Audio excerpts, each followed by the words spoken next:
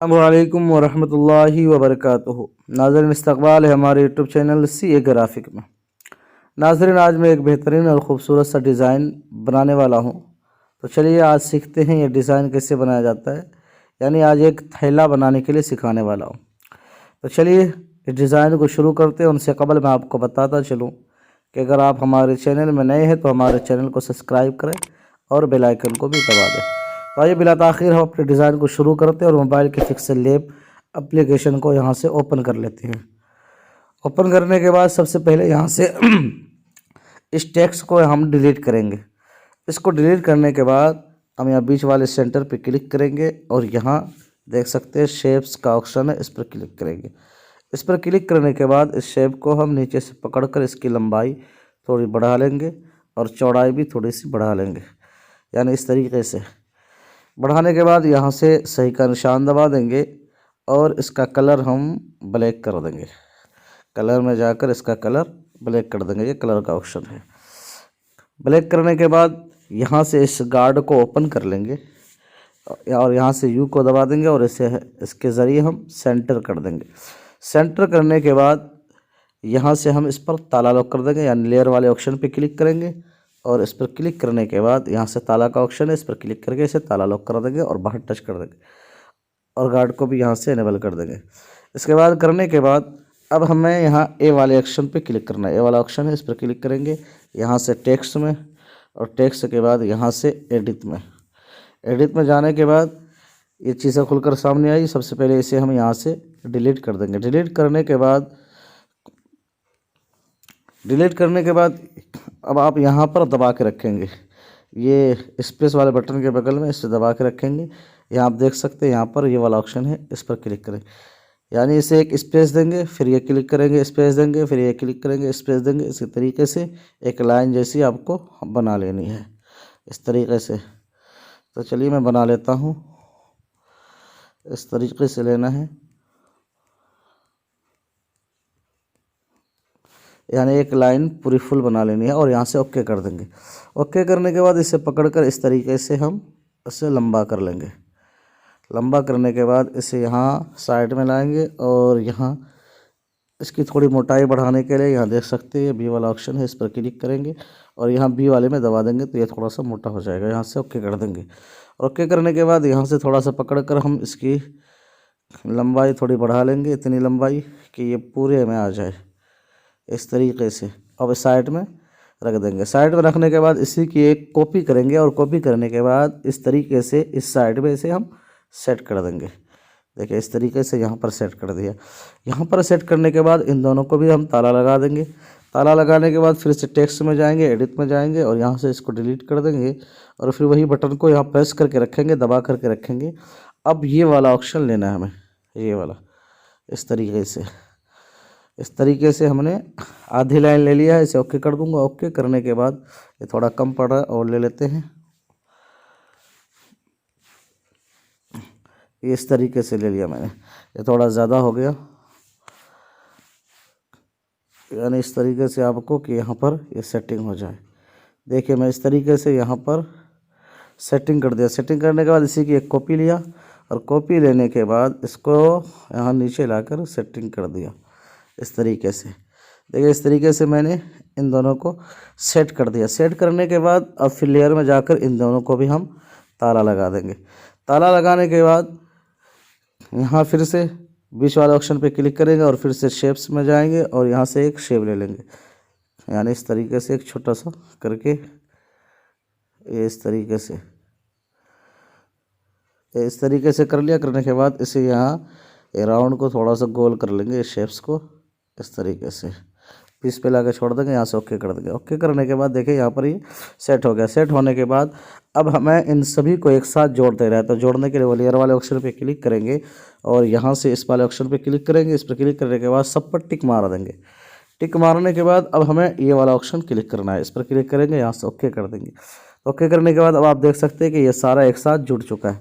जुड़ने के बाद अब हमें इसका कलर इरेज करना है। तो चलिए आगे जाएंगे। देखिए यहाँ पर ये इरेज कलर है, इस पर क्लिक करेंगे। इस पर क्लिक करने के बाद यहाँ से इसे इनेबल कर देंगे तो देखिए खुद ब खुद ये वाइट कलर ख़त्म हो गया और इसे यहाँ से हम पकड़कर फुल कर देंगे और सही का निशान दबा देंगे। तो देखिए इस तरीके से एक झोला बन गया। अब ये थैला बनकर तैयार है। तैयार होने के बाद अब आप क्या करें, इसके ऊपर नाम वगैरह लिख लें। तो चलिए मैं किस तरीके से नाम लिख लेता हूँ मैं आपको दिखा देता हूँ एक मिसाल के तौर पर। चलिए ए वाले ऑप्शन पे क्लिक किया मैंने, टेक्स्ट पे क्लिक किया, एडिट पे क्लिक किया। एडिट पे क्लिक करने के बाद सबसे पहले हम यहाँ से इस टेक्स्ट को डिलीट करेंगे।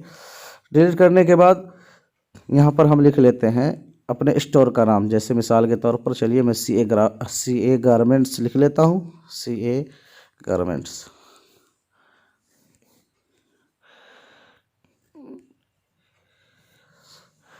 देखिए यहाँ पर बहुत सारा ऑप्शन आ गया है, तो इसमें से मुझे एक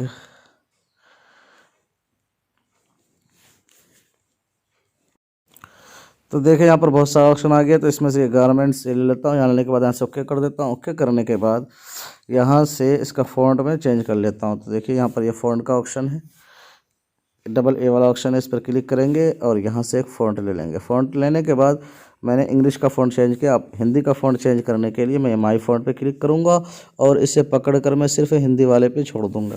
और यहाँ देखिए एक मेरे पास हिंदी का फ़ॉन्ट है, मैं उसको यहाँ पर इस्तेमाल करूँगा।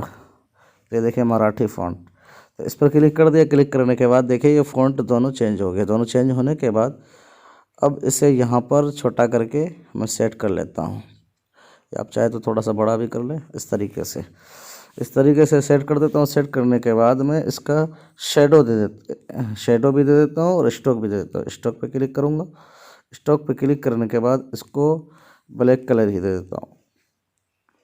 स्टॉक देने के बाद यहाँ से शेडो इनेबल कर देता हूँ। शेडो इनेबल करने के बाद इसे मैं यहाँ पर सेटिंग कर देता हूँ। और एक काम ये करना है कि इसको प्रेस करके इसका कलर यानी थैले का कलर चेंज कर लेना है। तो चलिए मैं यहाँ से थैले का कलर चेंज कर लेता हूँ। ये कलर ले लेता हूँ। देखिए ये कलर लेने बाद इस तरीके से मैंने यहाँ पर इसे सेट कर दिया है। सेट करने के बाद अब फिर इसी की एक कॉपी लेंगे। कॉपी लेने के बाद यहाँ पर मैं लिख देता हूँ ऑनर का नाम, ऑनर जो है। तो चलिए मैं लिख लेता हूँ सी ए ग्राफिक, इसका ऑनर है।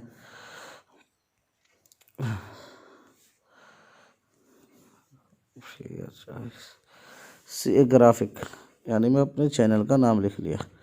इसका ऑनर जो है उसका नाम लिख लिया यहाँ पर और इसको यहाँ पर सेट कर दे। फिर इसी की एक कॉपी ले लें। आप अच्छे से बनाइए, मैं जल्दी में आपको बताने के लिए बना रहा हूँ।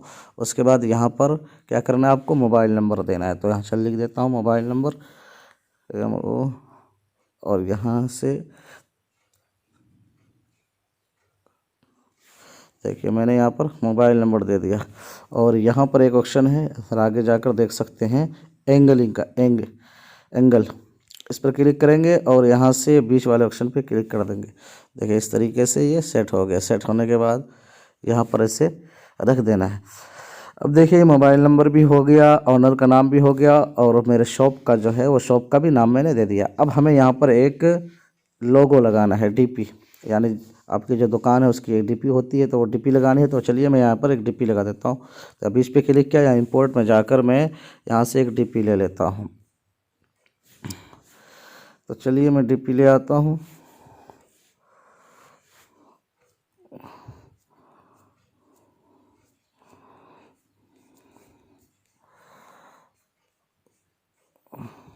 ये डीपी हमारी है।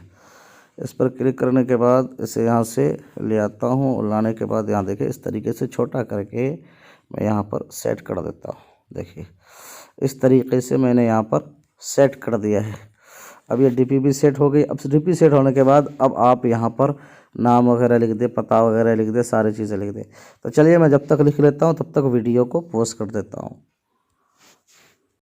तो नाज़रीन देखिए मैंने ये सारा चीज़ यहाँ पर लिख लिया और लिखने के बाद अब देखिए मैं यहाँ एक सी ए गारमेंट्स और लिख लिया और इसकी ओपेसिटी कम करके मैं देखिए मैं किस तरीके से इसे सेट कर रहा हूँ। आप देख सकते हैं यहाँ ओपेसिटी है, ये ऑप्शन ओपेसिटी वाला, इस पर क्लिक करेंगे और इसकी ओपेसिटी बिल्कुल कम कर देंगे, यानी 50 पे कर देंगे। 50 पे करने के बाद और भी आप चाहें तो और भी कम कर दे, थोड़ा 40 पे कर दे, 35 पे कर दिया। और यहाँ पे करने के बाद इसको यहीं पे मैं सेट कर देता हूँ। देखिए इस तरीके से कितना अच्छा लगता है। और फिर इसकी मैं एक कॉपी ले लेता हूँ। कॉपी लेने बाद इसको यहाँ पर सेट कर दिया, फिर से कॉपी लिया इस तरीके से, यानी पूरे थैले में मैं लिख दूँगा ताकि अच्छा लगे देखने में। यहाँ पे भी सेट कर दिया, यहाँ पे भी सेट कर देता हूँ। इस तरीके से आप सेट कर देते हैं, यानी इससे और ज़्यादा खूबसूरत बन जाता है और हर जगह हमारे शॉप का ही नाम होता है। देखिए पूरे थैले के अंदर यहाँ पर मैंने इसको सेट कर दिया इस तरीके से।